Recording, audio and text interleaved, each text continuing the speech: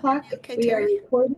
Yep, you can start whenever you're ready. I think I need to switch my audio around here. Okay.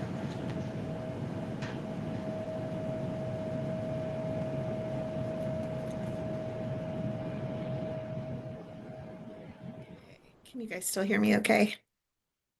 Okay, perfect.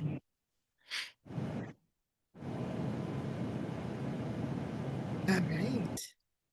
Well, good morning and welcome, everyone. We are at 10 a.m.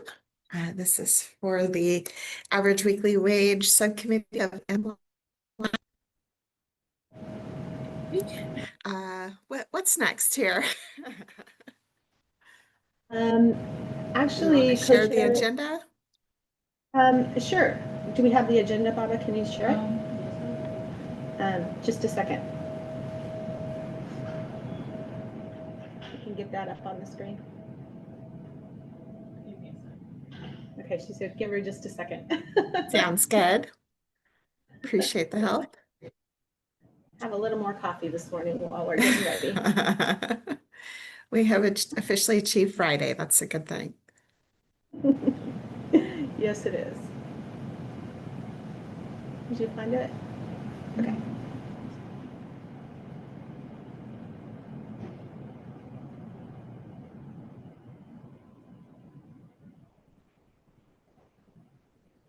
Okay. So, Co-Chair Lewallen, we have a historical timeline of 66 2/3 time loss, and we have Summer Tucker here, policy analyst with WCD, for that presentation. Wonderful.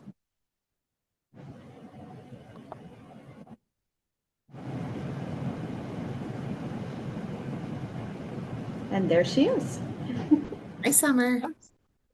Happy to get started whenever you're ready, but We're ready. Thank you for being here. Okay. All right. Well, good morning, everybody. My name's Summer Tucker. I'm a policy analyst of the division. I deal with claims processing stuff. So temporary disability is a thing I commonly deal with. So one, I want to say thanks for getting an opportunity to look into this topic, because the question of like, where did 66 2/3 come from has been a question I've had as well, just in my work. So you all had to give me a chance to nerd out a little bit and go to the state archive, which I love doing. And I know that's not everybody's cup of tea, but it is mine. So I love it. Sounds like we have the right person for the job. I hope so, yeah. So, okay. So I'll just walk through the timeline, and I guess if folks have questions, you can let me know, or save them to the end, whatever works. But I'll just kind of walk through it and tell you what I found. So kind of been putting to get this together and doing the research. I'll just caveat that mainly I was looking for how far back does the 66 2/3 rate go, and you know, trying to find a why that number, if possible. And so this timeline focuses on that. It also talks about changes in the temporary disability benefit maximum, and when there were some changes to that along the way. There are some items here that just aren't included, even though they're within the same statute. So things like how the worker's weekly wage is determined, or supplemental disability benefits, those are left out of here. So to kind of maintain the focus on the rate and the minimum maximum. So that caveat said, if I were to give a very, very short answer about 66 2/3 and where it came from, I would say, one, it's been around a long time. It's been around since 1969.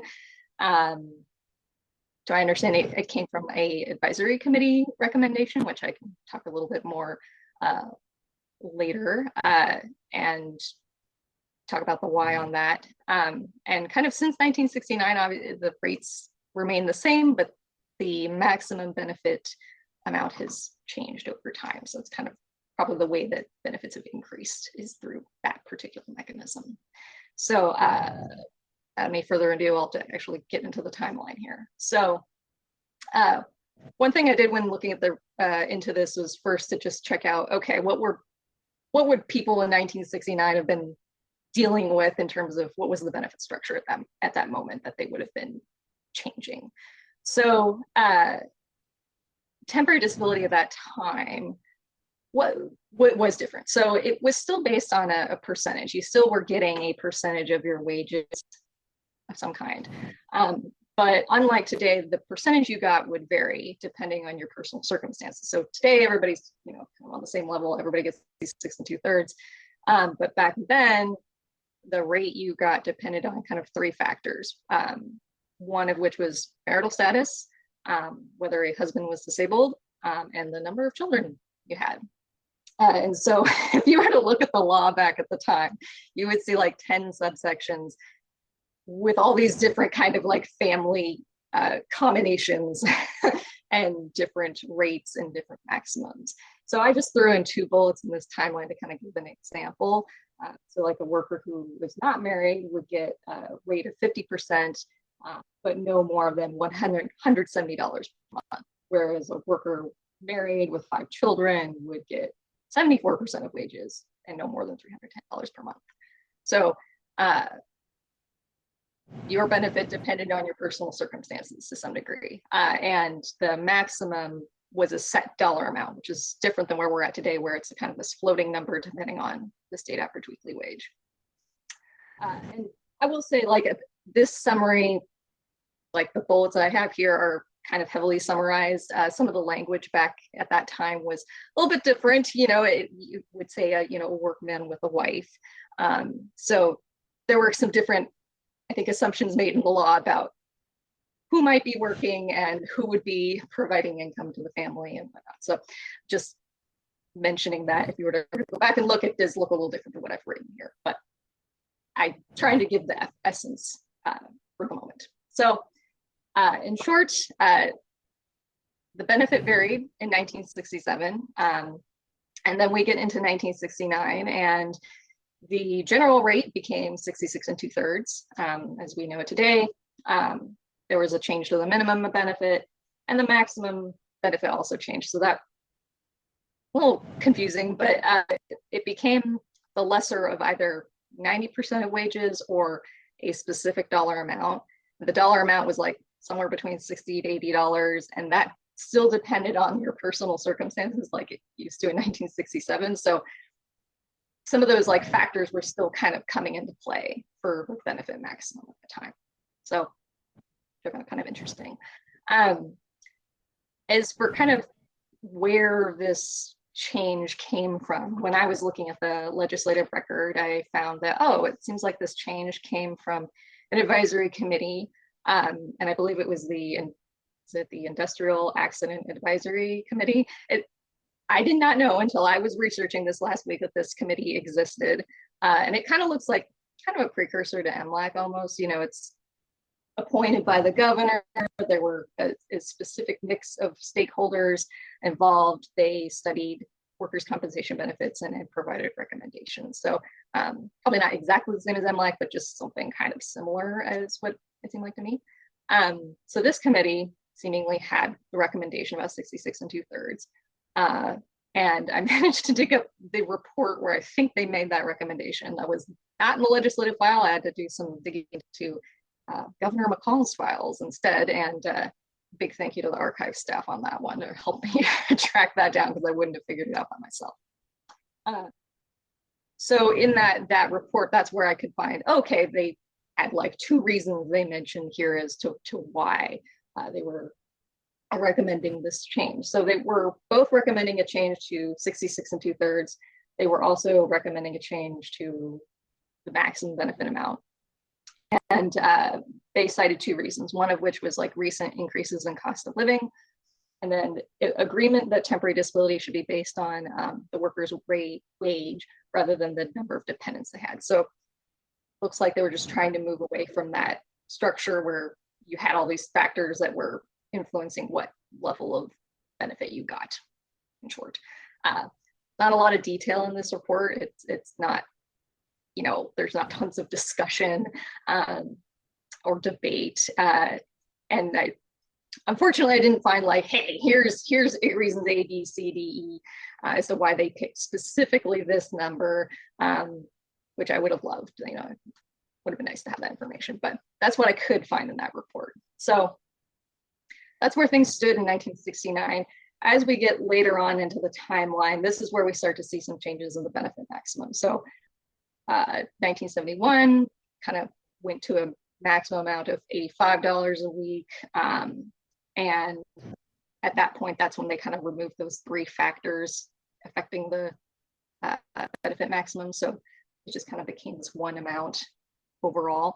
And then that's when, in 1971, that's the time when the minimum benefit changed to kind of what we see it is today. So the lesser of 90% of wages a week, or $50 a week.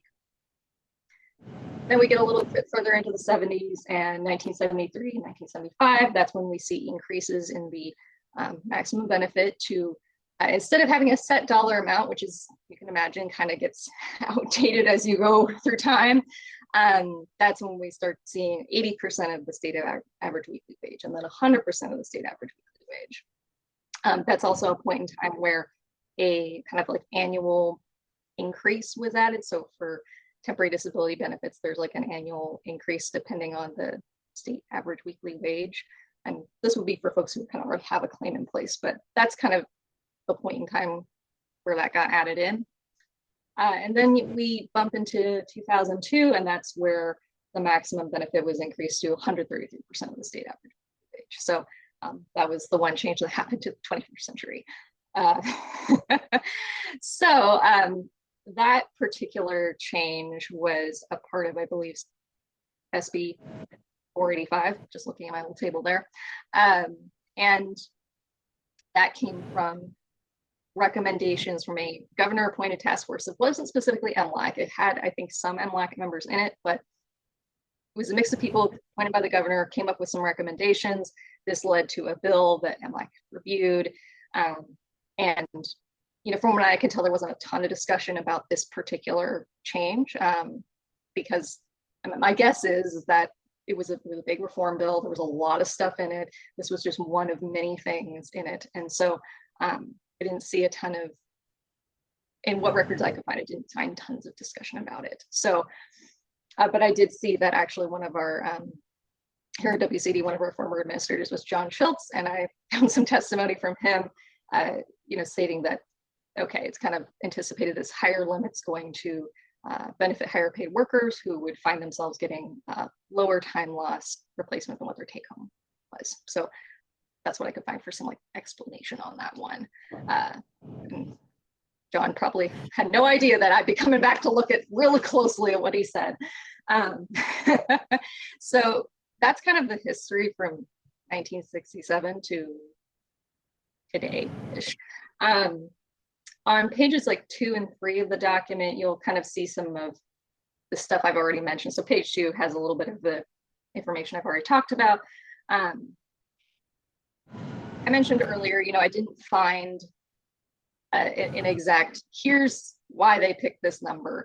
So that led me to try to do a little additional research into like, historical context of the time. Like, is there any other non-Oregon information that would kind of help explain why this number? And I'll just caveat and say, I think that that might take more research, more time, more broadly about workers' compensation in general, not just in Oregon and specific to our timeline of when things change. And kind of some of the reason I say that is I think that number's probably been around for a while. So I found some US Department of Labor documents, some of which I've cited here. So in 1967, so just before 1969, I saw a US Department of Labor document that said, hey, 66 2/3, this is commonly used, which is kind of still true today. It's pretty commonly used throughout the nation. And even earlier from that, so mid 40s, the US Department of Labor had recommended a rate of 66 2/3 based on another recommendation from the National Conference on Labor Legislation, which I think might have been like a series of conferences about labor matters. Don't know a lot, but that's what I think it might have been about.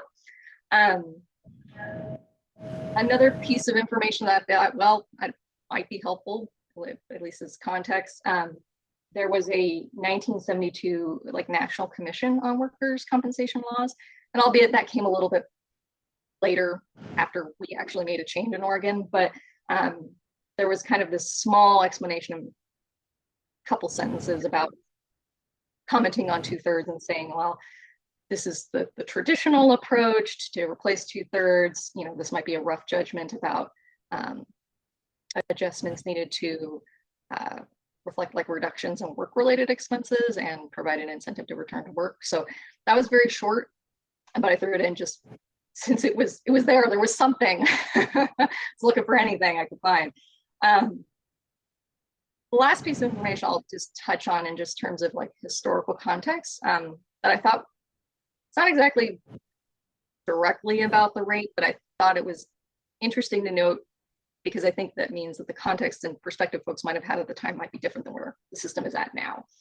So kind of that mid bullet on historical context was back then, from what I can tell, the maximum benefit was kind of lower comparatively compared to today. So, I mean, obviously the dollar amount less, but one thing I found interesting was in 1971, like Oregon's maximum, and I apologize as I missed a word here, maximum weekly benefit was $85. And that was lower than the average weekly wage in Oregon at that time, which was like $137. And if you took 66 2/3 of $137, that would get you about 91 bucks. So the like maximum benefit was kind of falling below that, which is interesting. Whereas like today, you know, there's a maximum benefit of 133% of the state average weekly wage.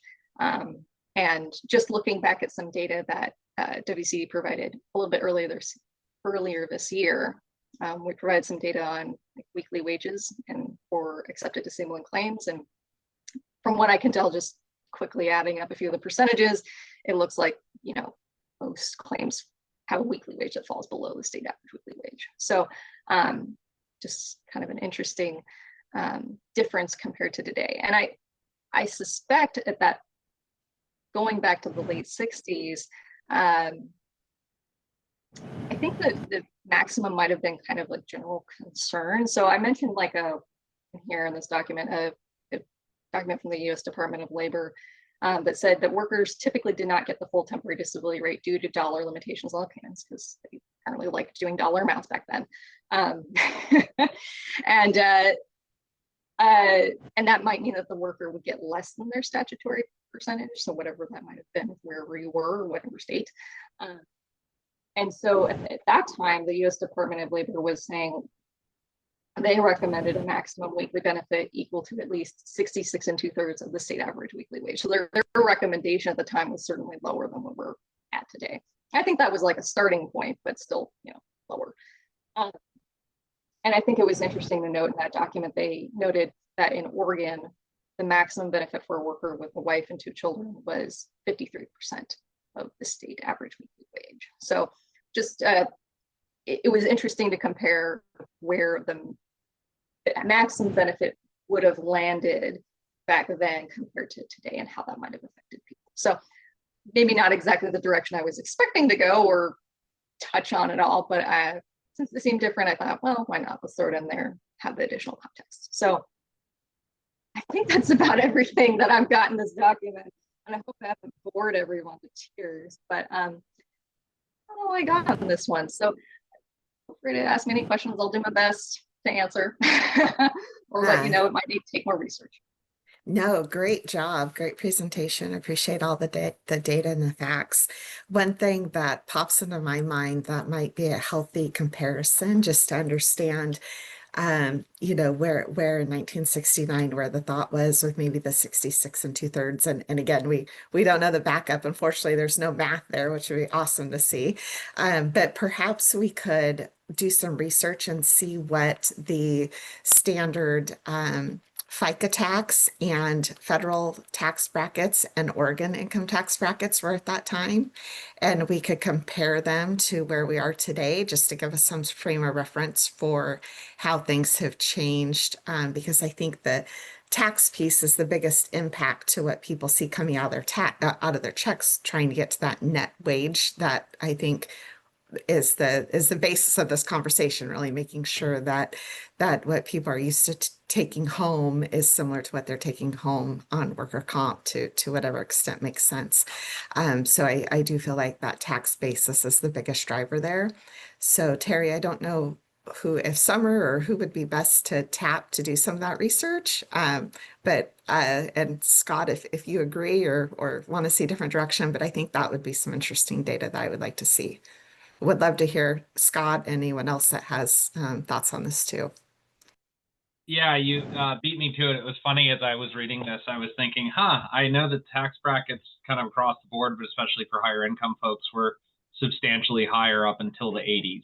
So quite possibly that could explain where that number came from. And then as that amount has changed, sort of how does that track with where we're at? So I think that would be curious. And I want to echo as well Stacy's comments. Excellent work on this, Summer. We really appreciate your work on it and getting the opportunity to dig into the archives. I know legislative history was a weak point of mine in law school, but was fun to do nonetheless. Yeah, happy to do it. Co-chairs, co-chairs, I have that question. I will write it down and take it back to the people smarter than me. Love it. Any other thoughts from the floor? Sorry, Terry, and whatever your thoughts are as well. Administrator West is here, and Co-Chair Lewallen, you had a question about 66 2/3 across the United States, and I think he has an answer for that as well. Oh, wonderful. Yeah, good morning, co-chairs. So I was able to, we shared some like a big spreadsheet or report that IIVC and WCRI worked on, and so I went through the chart and just kind of tallied up some numbers. So Summer's digging in the archives and I'm tallying things on a Post-it. But anyway, so 37 states, including Oregon, currently have 66 2/3 as the rate. There's one state where there are two states that are lower. One's at 60%, one's at 62%, and then there's a state at 67%. And then you have a couple of others. There's two that are 70% of the workers, quote, actual wage. So I'm not sure how they define that, but we could do some research if the subcommittee's interested. And then there's two states that are 75% of the workers spendable after tax or net wage. So we could see also, if interested, we could look at how they define what a spendable wage is, and then four states that are 80% of the workers spendable wage. So it's kind of where, as different jurisdictions across the U.S., kind of where they land. Again, the bulk 37 at 66 2/3, but there are some of those other ones that have increased it. Have you seen any other states that have a tiered approach, similar to what was being proposed, with up to a certain limit and then phasing out? Have you seen anything like that in any of the other states? I'll have to go back and look at the chart. I didn't, nothing jumped out, but I believe there is a state that has a tiered one, but I can't remember which state. So we can look into that. Somebody has their hand up who might know the answer. Wonderful. Hi, Thais at Sedgwick. I'm not sure about the tiered rate, like what we're looking at, depending on what your average weekly wage is, but there are some states, like Washington as an example, that still consider healthcare costs, number of dependents, and the percentage that you receive of your average weekly wage varies depending on those factors. Okay, great. Yeah, I think, Terry, it would be great. I don't know if Scott agrees, but I think it would be nice to understand for those states like Washington, others where maybe they are getting to more of this spendable or net wage. What are all the factors? What does that calculation look like? Just so that as we're tackling this topic, we just kind of have all of the different options in front of us and understand if we do decide that we need to look at something different, we have some good ideas from what's already in place and being utilized and working well. I think also making sure that these different options are easily implemented and sustainable over time, that this isn't going to need to be something that changes year to year or anything like that, is my personal preference. And I'll add, I was in a meeting yesterday with some administrators from other jurisdictions, and I raised this question, asked if others were working on it. There's those on the call, there weren't any current discussions.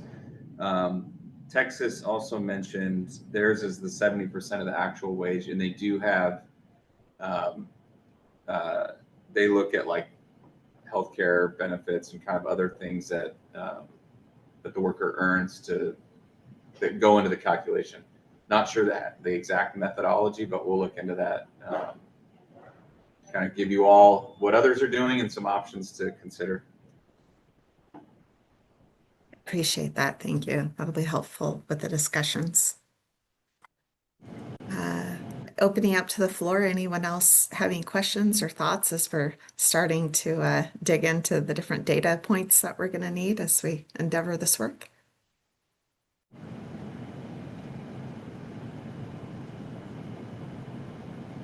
I just want to make a comment on how interesting it is that they had the in the 1967 analysis of having, I think, as Summer mentioned, 10 or so different brackets in the days before spreadsheets and payroll processing software. Must have been an interesting situation there. So Absolutely. Thank goodness we've changed some of that. People tend to stick around the workers' comp industry once you're in, so I'm curious if there's anybody that on the call that was like processing claims in 1967. Hats off to them. They survived. Okay. Well, hearing no more discussion on that topic, Terry, you want to take us to our next one? Yes, we have Odalis with AFL-CIO, and she has a short presentation. Let's get, Baba, can you get that up? There we go. Okay. Good morning, Odalis. Hey, good morning. I'm not with the AFL, although I love them. I'm so with sorry. She's with ASME. I apologize. It's Friday. It's been a long session. I am so sorry. It's okay. Although I think they're on the call, so sorry, Katie. If they want to speak, then they I welcome them. But thank you for having me. I really appreciate the time and the subcommittee working on this.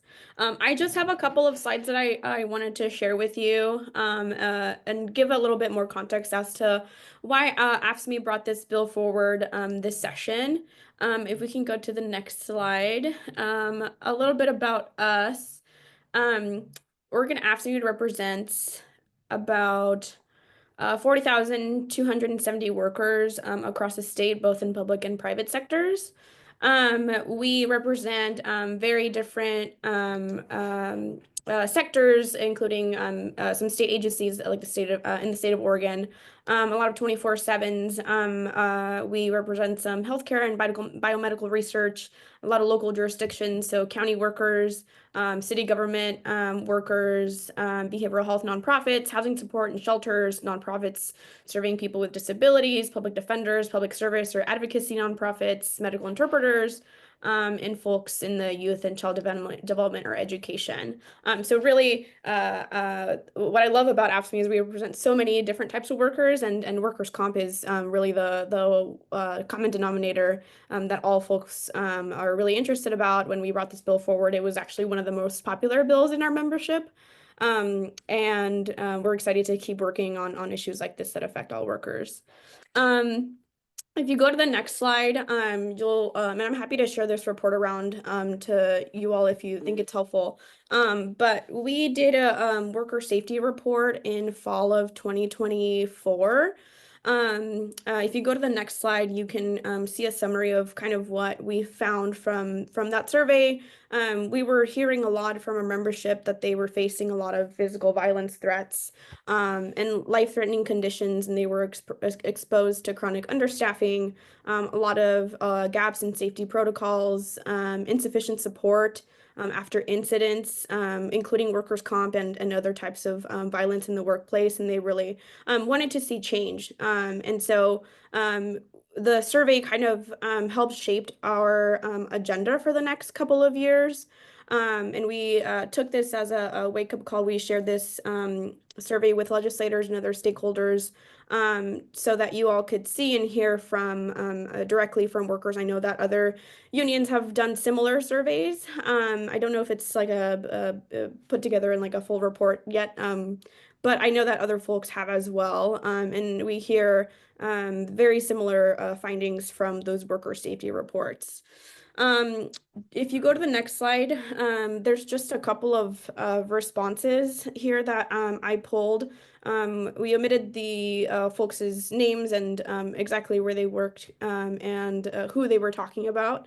But you'll see here that folks feeling like they are not treated with respect, that they're really undermined, and when they're hurt on the job, that they're not being taken seriously, that they feel like whether it's the insurer or the employer or whoever is not taking their claim as something that really does affect them and their families. They say that, for example, the employer pays already the workers' comp insurance, and they expect that it to work and to be there for them, but that was not the case, or not the experience for this worker. Blank insurer is a nightmare. Their only interest is getting you back to work, whether you're healed or not.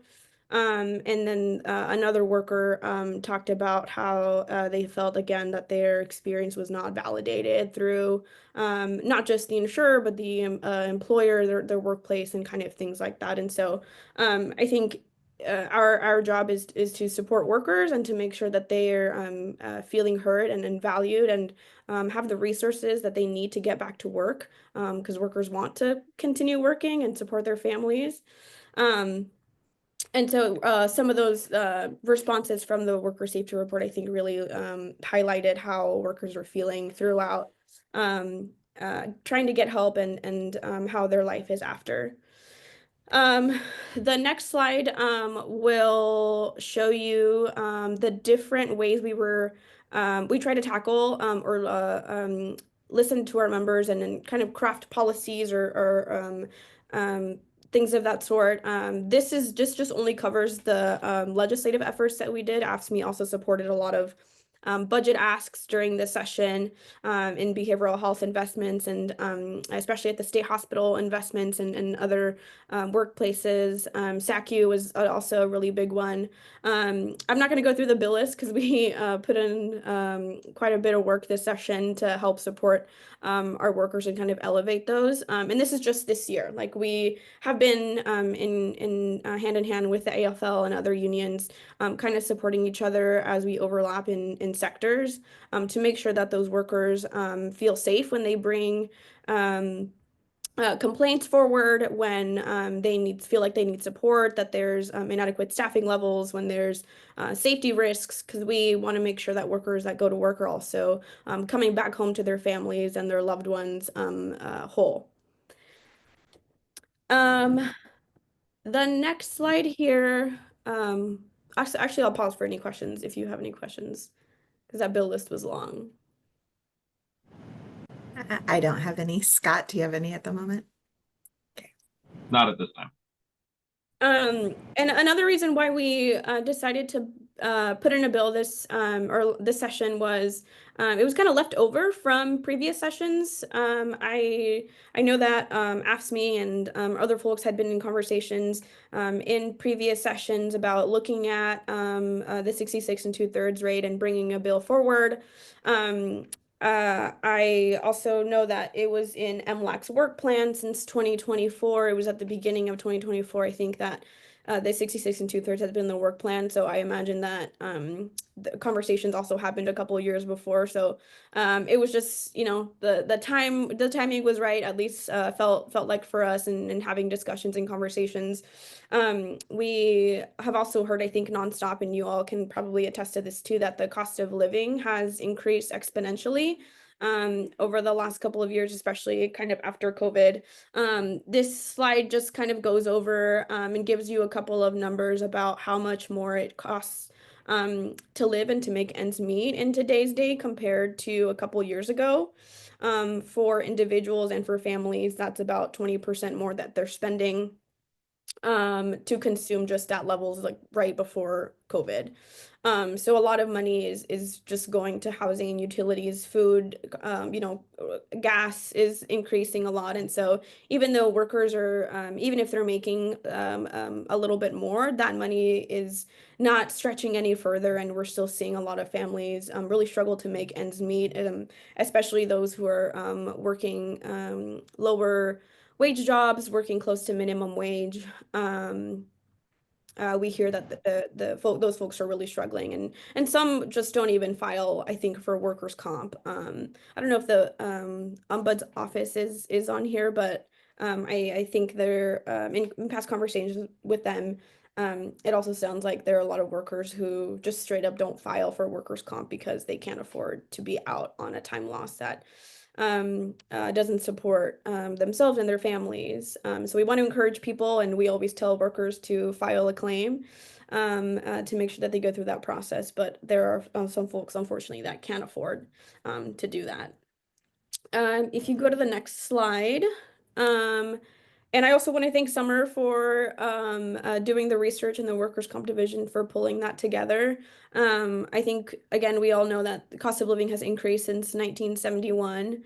The 2002, I think, adjustment here on page 1 of the presentation that Summer gave when the increase to the maximum was adopted, it was anticipated that this higher limit would benefit those higher paid workers who find themselves getting lower compensation time loss replacement than what their actual take home was. And this is a similar argument, but I would argue that at least lower wage income earners are earning less. And if there's a change to increase that benefit, then it would we should aim to increase it for those who are not higher paid workers and who really get the short end of the stick here, and making sure that there's a balance between the higher paid workers and the lower income workers who are already struggling to make ends meet.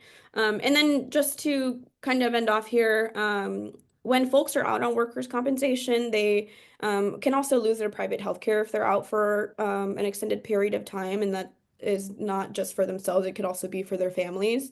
And for some folks, they also are missing out on retirement contributions, which really puts a financial burden to themselves in present time and for the future. If you calculate that over a period of time, that compounds and folks end up missing a lot of money for those who do have retirement contributions. The last slide here is just the one pager. I think that which was the last amendment that we had gotten to, and there were multiple iterations of the bill. I think we started with net of and just like a straight increase, as folks were discussing earlier, that maybe other states do.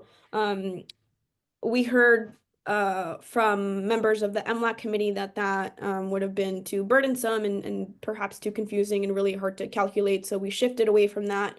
And I think the final version just had a increase to the 66 and 2/3 with maintaining the cap of the weekly benefit, but always open to conversation and to seeing where folks feel comfortable. And that's why we're here. So again, thank you. I really appreciate y'all spending your Friday over the summers working on this. Thanks, Elise. Great information. Appreciate the update on that. Looks like you guys put a lot of work into that report and appreciate that. So thanks for sharing. A couple things that popped into my mind as we're trying to figure out which data points to collect. I was curious, Do we have any historical information on how long people are out on leave? I think Elise brings a good point up about retirement benefits, healthcare benefits. What are the triggers for when those benefits tend to fade away? How long are people out on leave? So just trying to understand the exposure of when people are significantly impacted by the loss of those benefits. So not sure if we have any data with regards to how long the leaves are, that type of thing. Can I ask a clarifying question? Just Of course. real quick? Are you asking if we have data on like how long a worker is off work during a workers' comp claim? Like the Yes. average? Yeah, how long they're receiving comp benefits that would keep them from receiving healthcare or retirement benefits from their employers. Okay, yeah, we'll see what we can do. Okay, and then the Yeah, other piece of that, and oh, sorry, go ahead, Sorry. Scott. Yeah, I was going to say on that, I would, ignorant of what data WCD and others on the call have in its entirety, I could see where they would probably have information on the duration of the claims or the average claims. I would be curious too. I wouldn't think that there'd be any information collected on sort of the number of workers that do not receive retirement or do not receive healthcare contributions. I know that the policy of some, I believe, Sarah Duckwall, I think, mentioned that her company's policy is to at least continue replacing for a certain time period, but that's all voluntary. And it would be interesting to see kind of the number of workers that are impacted by that. I wouldn't think that data is currently being collected, but also an analysis of what the other states do. Is it just that wage replacement?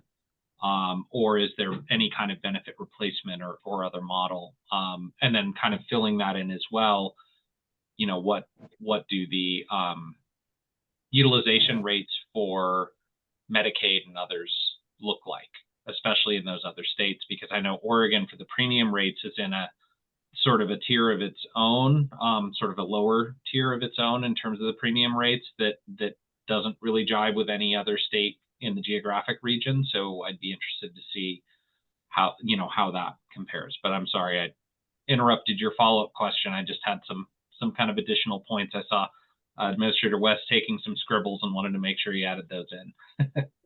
Perfect.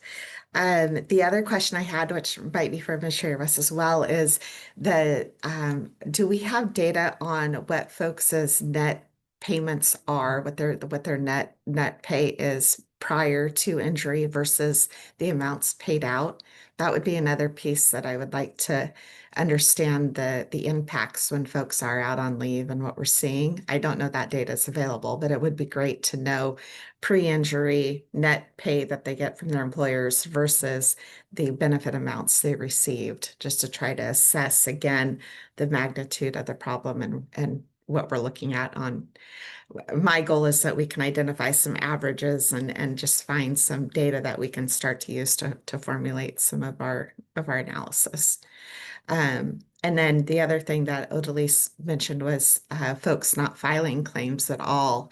If there's any data on how many people aren't filing, I don't know if we would have any of their income information or what that looks like at all, but if there was anything along those lines as well about non-filers, that would be helpful too. And then one thing that was not mentioned today, but that that stuck with me on one of the testimonies that we heard earlier when this bill first started being discussed. And it was someone that had talked about they were impacted significantly by delayed payments from the insurer, and it impacted their family's budget and in terms of being able to process their payments for their household bills. Is there specific requirements around how the payments are made so that they're consistent to the injured workers? I'm assuming so, but just knowing what those rules are for the insurers would be helpful as well. So I'm thinking, so the last question, were you talking about consistency and like how often? Is that the question? Yeah, if there's any Because I'm thinking if someone is used to receiving a weekly paycheck, what's that cadence from the insurers to make sure that they're also getting those timely payments so that they can pay their payments as needed. So just wondering what the rules are around that as well. And we can dig in, we can get you that, but my understanding, required every 14 days. There are options where after the initial payment, they can follow the employer's regular payment schedule. But we'll verify that and get back. Someone had their hand up. Maybe I said the right thing because they put their hand down. And I Yeah, think, we'll get you more. okay, I think that takes, oh, sorry, go ahead. I apologize. Yeah, he actually did say the right thing. The first payment's due 14 days from the employer date of knowledge. So it depends on when they file the claim. So if someone's been missing time from work and they haven't filed a claim yet, then that payment isn't issued, obviously. Once the claim is filed and there's an employer date of knowledge of the claim and authorized time loss, payment would be due within 14 days. Following that, it can be every 14 days or based on the employer pay schedule. That's a new change just as of the beginning of this year, I believe. So. Okay, perfect. Thank you for that. Who determines the or? Is it a mandatory or is it an optional? It's an optional. The employer can determine, and the insurer then, or the third-party administrator for a self-insured employer determines that it has to be documented for audit purposes. So for example, I'm with Multnomah County, and Multnomah County does it based on our pay periods. And so it is documented in each claim file that is the way it is happening. And in actuality, it probably makes it easier for the workers because they're getting paid on the normal days that they would expect. Yeah, I would agree 100%. Okay. Well, I think that takes care of all the questions I jotted down. Scott, do you have any others, or shall we open up to the floor, see if there's any other stakeholders with ideas for data points? Yeah, I mean, I think as we investigate the data points, I think there's going to be a lot of sort of we don't know, because either it's from folks that aren't engaging in the system because they can't afford to, or are engaging in the system and then dropping out, and there's not really follow-up or additional information or sort of exit survey of process, just because a lot of that is so financially geared, and there's that it's just not capturing the discussion points. I think Odalise did a great presentation of, having this widespread survey of hundreds of people across, representing tens of thousands of workers' experiences. The sort of feedback that came from that, and where the difficulty was that folks were experiencing, specifically related to inflation as well, and that impact on their bottom line, I think it's going to be interesting to see where we even have data points on a lot of this information, and sort of how those data points are framed as well. When they're framed as cost, again, cost to whom, who's able to absorb that cost, whose sort of professional and legal responsibility is it to absorb that cost, and having some of those discussions. I think in the 4-hour bill a couple years ago, we had a discussion of a sort of, what was the cost to insurers for picking up that potential amount, and then needing to have that discussion point of, look, it's not a new cost to insurers, it's a cost shift from workers that are currently bearing that. And if they have to bear that, what availability of resources do they have? What does an interest rate look like if you have to put something on a credit card to them as opposed to an institution that's able to defer those costs or absorb a lot of them? So I think it'll be interesting, as we get these data points and all this valuable and important stuff to kind of illuminate and guide our discussion, being aware of the blind spots in the system, and where those come in and how those come in. I saw Barb with the Ombuds office is on here as well. So happy to have, Barb, Otla, union folks as well on board to sort of kind of flesh things out. Yeah, I'll just add from, we're taking notes, see what we can get, try to provide as much as we can. I can say with confidence, we won't have data on how many or how often workers are not filing claims. So if we don't get a claim, it's not a data point that we have. So I don't know if just anecdotally if ombuds or others are having conversations, and but yeah, we'll work on the rest of it. See what our smart research people can find. Love it. Appreciate it. Yeah, Summer set the bar pretty high, so we're Go Summer. It looks like Barbara came online. Do you have anything for us, Barbara? Yeah, I was just going to say that, like Matt said, we wouldn't have any data points really either as far as how many claims aren't being filed. But I will say, well, just from where we're sitting, a lot of workers aren't realizing how detrimental or how little they'll be receiving and how hard it's going to be until they're actually already in the system. And then they start, acquiring debt or late fees or overdraft charges. And, we hear all those. And I am not naive to the fact that by the time they get to us, they're already in a bad situation. So we're not hearing good stories. But in our experience, like I said, they're already in the system. And that's when they realize how poor they're going to be. And is that primarily due to the 14-day waiting period? Is that what you're seeing? Or can you tell me some more about that? Yeah, I think part of it is the 14-day waiting period, and part of it's because it goes beyond the 14-day waiting period, or insurers are paying, the good faith benefit of $50 instead of, but it's also because they're actually bringing in less than what they were bringing in when they were working, when they're on their actual paychecks. So they're not able to pay, like one specific one I've got right now, she was released to go back to full-time, but her full-time job was 60 hours a week. But because of the injury, her employer said, we're not offering you overtime anymore. And technically they don't have to necessarily. That's not a workers' comp thing. That might be a bully thing. So she's bringing home 20 hours less a week. So she hasn't been able to pay her mortgage. And those are things that people don't realize until they get into it, through no fault of their own, that they're not going to be able to pay these things. So there's different variables. A lot of it is just, like I said, bringing home less than what they were bringing home on a paycheck, and then falling behind because of the 14-day wait, or because they're paying inaccurately, or whatever the case may be. It happens often. It'd be great to get your insights, as we're going through this process on the different issues that you're seeing. Thinking of someone that's earning less than the average weekly wage, the overtime should be reflected into the payment that they're receiving. So hopefully the people that we're talking about specifically are getting the benefit of having had that past overtime. But I could see where someone's above that average weekly wage, that would absolutely be more impactful. So it'd be good to understand just all the different circumstances that we're seeing pop up.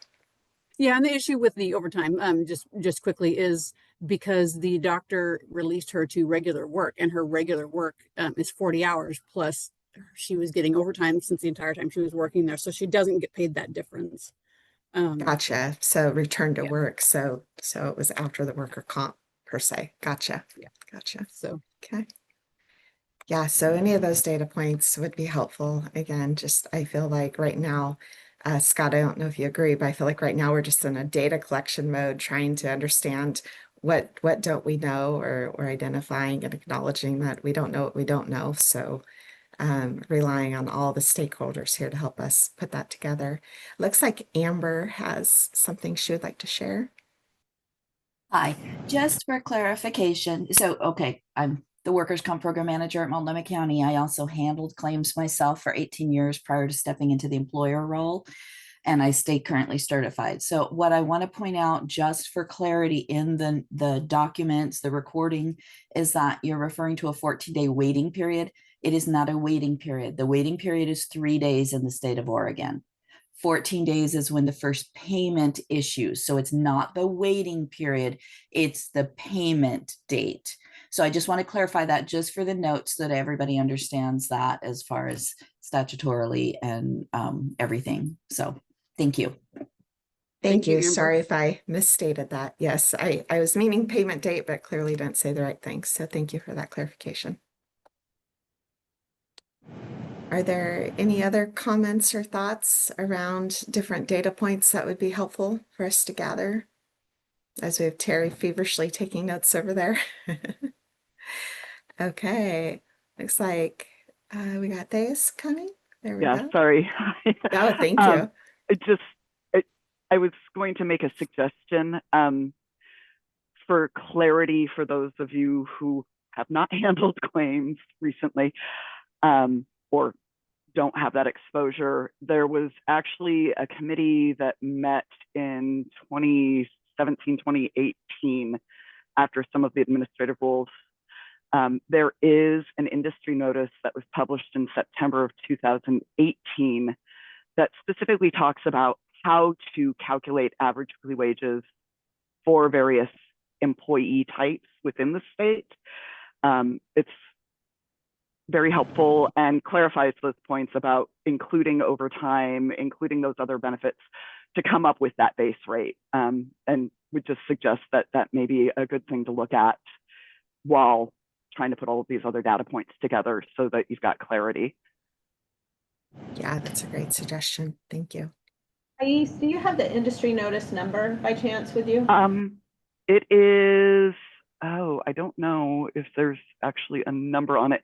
I have it saved to my desktop because I use it for training so often. It was industry notice, application of OAR 43600600025 part 3 through part 7. I'll get it. It's I could okay. even email you a copy of it if you'd like, just so you can find it. Okay, I can look it up. It's not, I just thought maybe if you had the number there, but you gave me the real number, so I can look it up. No problem. Awesome. Thank you.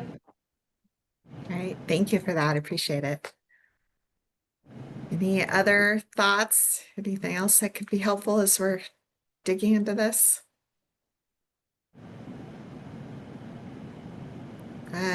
Giovanna.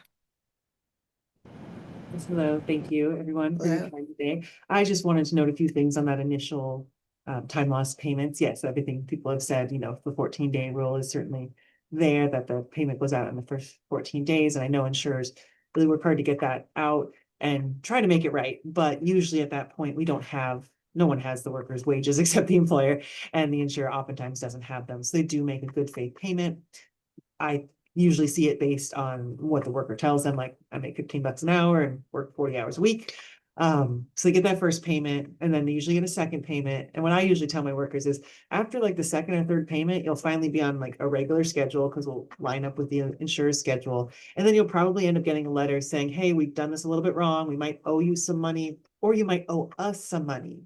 And so it's often not until like second, third, fourth check that the insurer receives all the information they really need to do a proper calculation. And that, you know, can lead to underpayments where the worker suffers a month or two without getting enough money, or sometimes they've gotten an overpayment because maybe they, you know, work more like 37 hours a week on average, not 40. And what happens there, you know, the worker's been getting their time loss payment. It's still less than they bring home, right? So they're cashing that money, they're using it to try to pay their bills. And then they get this letter that says, oh, by the way, we finally got your wages and you actually would make less. We were paying you too much. So now not only is that worker getting less than moving forward, because now, you know, they've got the right information, but then there's this overpayment, sometimes a couple $100s. I've seen it thousands of dollars where the worker, then that's a 25% out of what the worker gets. And so that can be a real big shock because everyone's doing their job correctly. It's just people, you know, by the way the system works, now they have this 25% being taken out of a lesser amount. And if a worker had an overpayment from a prior claim and they come back, they can sometimes have that overpayment that exists and the insurer has the right to take it out. But I had a worker current once who came back and he had like $11,000 overpayment from a very old claim. So he was getting, you know, 66% minus 25%. And certainly there's, you know, a process to do that, but that's just really hard on workers who are trying to pay their bills and get better. So just wanted to point out that little wobble in the beginning. Yeah, understand. There's definitely a timeline to get things rolling here, and depends on how fast information comes in. So that makes sense. Appreciate that. I think it's also, I think the thing that I struggle with the most as we begin this work is just trying to understand everyone's situation is so different. And so, I think I ran a bunch of analysis when this bill was on the floor with MLAC. And, there are times where, depending upon tax structure, people can actually probably benefit a little bit. And there's times where absolutely they're impacted going the other way. So I feel like that's part of our challenge, is trying to understand, again, those averages and what that looks like, because people's specific situations vary so greatly. So appreciate that. Any other discussion or questions that we want to call out on this topic? Bless you. Yeah, It's so like I I'm know. sitting right next to you. I know some of the, on the agenda, having kind of a policy discussion, and my vision for a lot of this was sort of, the presentation of the history of how we got here. Great job, WCD, on that. Presentation from AFSCME of sort of why now has this issue come to the forefront, and kind of what drove that decision. And it sounds like, the survey and the discussion with workers, the inflation rates recently, and then sort of just a policy discussion of, what was trying to be accomplished with the bill. And it seems like, especially average weekly wage increase for low income workers, and that being out of step with, any kind of wage replacement, that the 66 2/3, assuming that's related in any way to taxation, which, given the numbers, it seems close, for the 1960s and 70s, but sort of really out of step with where things are now. And for low income workers. For higher income, not necessarily, but for the vast majority, I believe the information presented by WCD was that the vast majority of the workers were making, that were on time loss, were making sort of less than what would enter into those tax brackets. And then I think having the discussion as well of the implications of healthcare and retirement. I know I ran some numbers for like an inflation adjusted of my situation back in 2016, 2017, when I had my injury, because my employer had a 6% 401k match that I took advantage of at the time. So running the inflation adjusted numbers for that, if I was out for a year, which I wasn't at the time, but just out for 1 year, say at age 25, if you were to retire at 60, just the average numbers from tracking the S&P, I'd be out $182,000 from a 1 year injury and only a $5,000 contribution. And somebody making $23 an hour is not well off by any definition. And a 6% match is not outrageous. It may be on the higher end, but that was one of the things that the company that I was working for did. And that doesn't include healthcare costs too. So you'd be looking with any of the construction union healthcare programs, $20,000 to $25,000 a year in healthcare contributions. So you're looking at $205,000 of lost benefit in that year, which would be $17,000 a month, or almost $4,000 a week that the worker is losing out just in benefit. And that's not to say as well that they're then also losing a portion of their take-home pay and what they would be expecting, depending on the tax situation, but almost always for somebody making $23 an hour. So I think kind of having that discussion of the sufficiency of the benefits, and the whole point of the exclusive remedy is you're not gonna have a windfall, but at the same time, you're not going to starve, and your family's not going to be severely deprived of your ability to just subsist. So I think in having kind of framing things in the policy discussion there, I think is important, because somebody should not lose, $800 a day in wage package just because of an injury that often, if not usually, is no fault of their own, or only a minor fault of their own. So I think in kind of framing the policy discussion of, is this meeting the need for low income folks? And I felt like we had pretty decent broad agreement on, definitely lower income folks maybe could have some analysis, or that we're all on the same page, that we could do a little more there. And then that, Odalise mentioned that there was the kind of the initial structure of the net of, and there were concerns about the complication. And then there was a sort of restructuring of sort of having the tiers or buckets that fill up, that there was some concern about higher income folks receiving, the level of benefit that they would there. But I would argue as well, there's still the loss of benefits that, for me is roughly 30% of my pay or more. So again, I think even if I were to only lose a portion of my take-home wage, that there still is a substantial amount of the benefit that would be lost as well. So I think kind of having that policy discussion first of, are low-income folks being made whole? Should we, or put in a position where they can focus on their recovery, right? And on getting back to work, or are they sort of have the sort of Damocles hanging over them, needing to immediately get back to work before they're well? I feel like we're kind of on the same page policy-wise there, that we definitely don't want to put folks in an undue burden where they're forced economically back to work. But then having that kind of, okay, what are the data points that we have? How can we move forward to make sure that we achieve that policy? So yeah, I think that just in kind of framing the perspective of where we're looking at to go with the subcommittee, those are some of the thoughts that I had. Yeah, I agree 100%. The one thing that just popped into mind too, Terry, for data points, because I'm hoping we get a lot of the homework done today for different data points, and we can really start diving in. I think it'd also be interesting to look at standard policies for short-term and long-term disability, because I think a lot of those are in the same range as worker comp. And so looking at what someone would expect to receive when they're out on a disability not related to worker comp versus worker comp would be interesting too.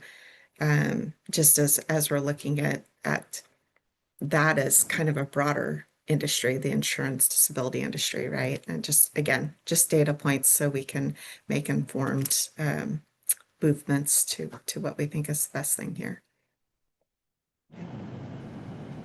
All right. Okay. Let's see. I don't know, Scott, I don't think we're quite ready for policy discussion other than the great summary that you just provided. That was perfect. But I feel like from my standpoint, I feel like we now are relying on the data, and we'll have that accumulation. And I think to help the timeline as well, just so this group knows, we opted to cancel the June 20, I think it's the 27th meeting. Do I have my date right? The policy or the period before the ledge session or what have you, it's extended into November, so a little bit longer time frame there than we were initially thinking. But we also wanted to give time for this data to be collected. So we're canceling that meeting. So we'll meet in just about another month is when our next meeting will be. And at that meeting, I'm hoping that we will have enough data to really start digging in and having some good conversations around current state, where we're currently at. And then again, that philosophical discussion around what do we envision this really should look like, especially for the lower income workers. That's my perspective. Scott, do you agree with that? Any changes or modifications you make to that statement? No, I think, glad that we're canceling the next meeting. I think that'll give some more information to let us be able to build up some of the information that we need, get some of those talking points. I think as long as we're moving forward mindful of the areas in which we don't have data, happy to kind of wait for some of the data to percolate so we can have a little more of an informed discussion, knowing that the way that we move forward will be data guided, but also policy aware. Absolutely. And co-chairs, our next meeting then would be July 11th from 1 to 3. Okay, perfect. All right, opening the floor up one more time for any other discussion or any other comments from the group. Odalise. I just have a question that maybe the Ombud's office could help answer, or someone else who's smarter than me can just clarify this for me. When a worker files a claim, are they able to withdraw that claim at whatever point? Yes, I believe so. Is Barb Belcher or Troy Painter on here? I'm fairly certain they can withdraw it, but at any point, but I'm hoping one of the really smart people could confirm that. Yeah, and the reason why I ask is because I think anecdotally we've heard that folks, like the folks that do file a claim, find themselves that it's really burdensome and they're making less, so they either withdraw their claim or they just will share that experience with their coworkers, and that will draw their coworkers to just also not file. And I know we don't have data on people, we can't get data on people that don't file because they're not in the system, but I guess I just want to clarify that workers can withdraw their claim at any point, and then whether they're able to, well, whether they feel ready to go back to work or not, it is possible that the incentive is because they are not earning or not making ends meet while out on workers' comp. Okay, looks like we have Barbara and Amber both. So Barbara, you're already on screen. Do you wanna chime in there? I was just going to bring up this, remind me of, first of all, I did receive confirmation that I was right, that they can withdraw anytime. But one of the things that I recently ran across was workers who are in the system and who are, of course, making less, bringing home less than they were bringing home before, and are, let's say, in the VOC program, where they historically have been able to go out and DoorDash or something on the weekends or something to every so often make, if they needed additional money. But when they're in the VOC program and they're getting time loss for their regular job, they're not allowed to go out and do that. Well, they can, but then their benefits will be offset. So they're not able to earn any there's not that opportunity for them to bring in some extra cash. So that I think is kind of it's a sad situation, but it was just something that I came across recently and I hadn't thought about. So A good add, thank you. Looks like Amber took her hand down, so confirming that that was intentional. Okay, not hearing anything. Oh, Yes, mute. yes, I was just going to say that Barbara did provide the answer that yes, they can withdraw at any time. Perfect, thank you. Thank you. Okay. And Any I guess, other? yeah, Oh, quickly is kind of a follow-up question about the access and availability of data. There isn't any sort of ongoing monitoring or surveying of injured workers or any kind of formal data collection process for, how is your claim going? Are your needs being met? Sort of any of those questions sort of like formally required as part of a reporting process currently? I know SAFE, I'm not required formally, I don't believe, but I believe some of the bigger, I believe SAFE actually does that.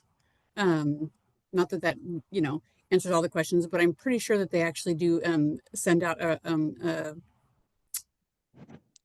word you just used, the survey, to gather that information. So I'm sure SAFE can speak to. Oh, there's Evo. There's Eva.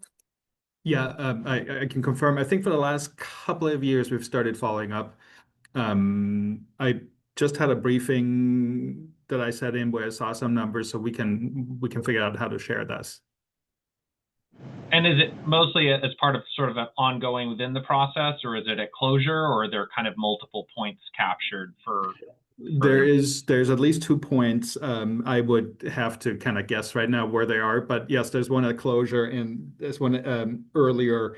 We also have a geographic breakdown, like all surveys, right? It's depending on the response rate, and there's some other things to consider there, but so there's no formal requirement. If that's what you were asking for us to do it, we do it because it's good practice.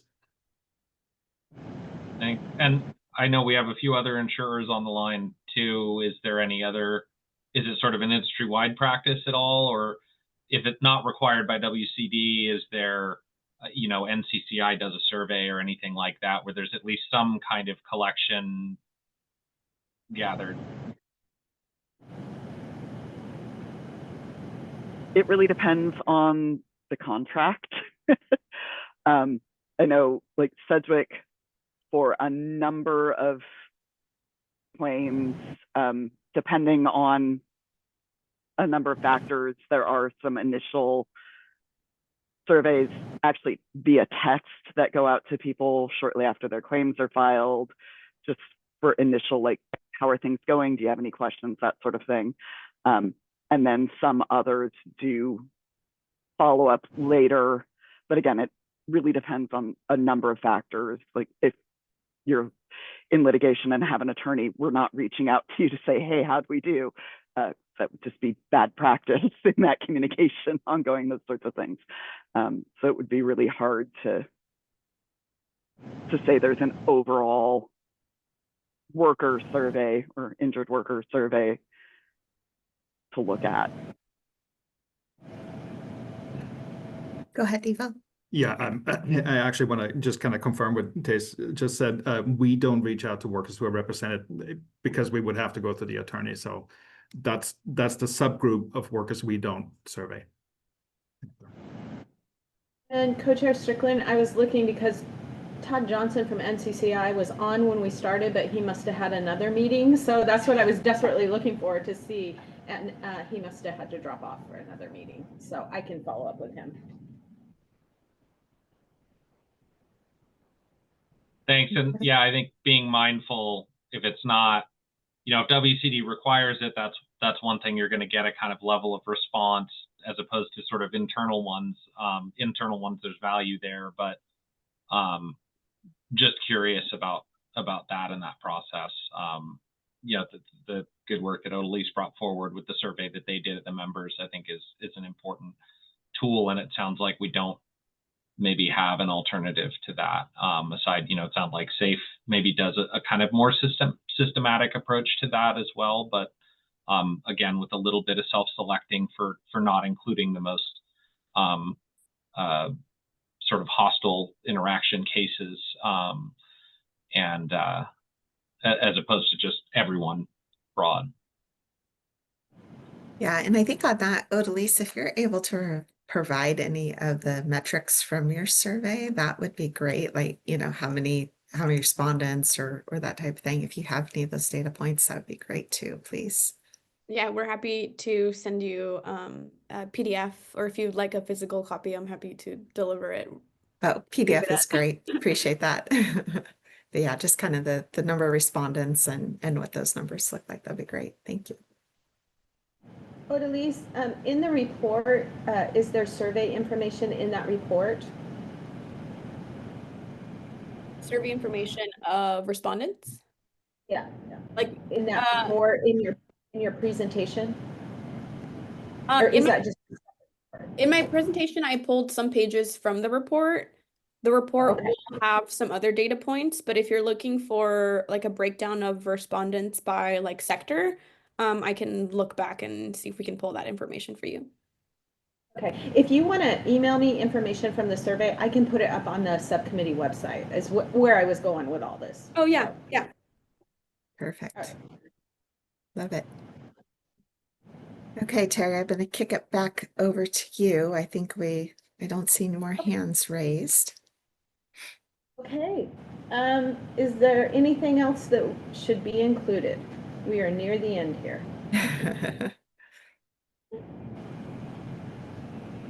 I personally don't have any more ideas. I reserve the right to email you though. If I do get any wild ideas, I'll share them with you and let you know if any other data point ideas pop up. But I feel like we've collectively have come up with a pretty good list so far. So it should help inform the process.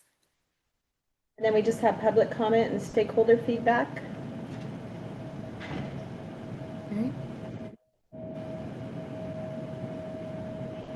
There's I think Just- everyone's ready to be on a Friday afternoon here. I think we're getting there pretty darn quick. Yeah, Matt left, there's just Baba and I left in the room, and I don't see any hands. So Okay. All right. Friday We'll call the it good. 13th for a hot button issue, and we don't have a single hiccup. Come on now. This Look at doesn't that. feel right. That's amazing. What a great subcommittee. happy Friday, everyone. All right. Thank you for all your work, Terry, and everyone else. Appreciate all the dialogue this morning. Thank you. You have a wonderful weekend. You too. Take care. Bye. Bye.